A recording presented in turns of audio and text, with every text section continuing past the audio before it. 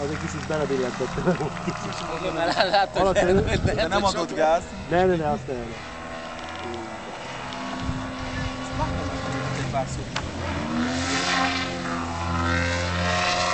Egyet látnék ilyenkor földig forogni, és azt mondod, igen, most emberek vagytok, ti is tudtok hibázni.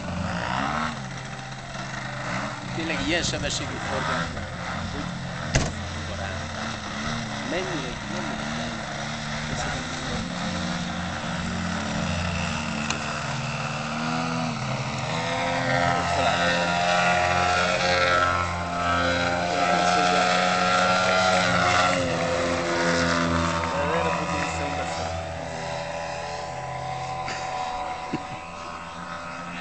Ezek a kések, ezek annyira tetszenek, amikor így hóvályog össze-vissza ilyen magasan.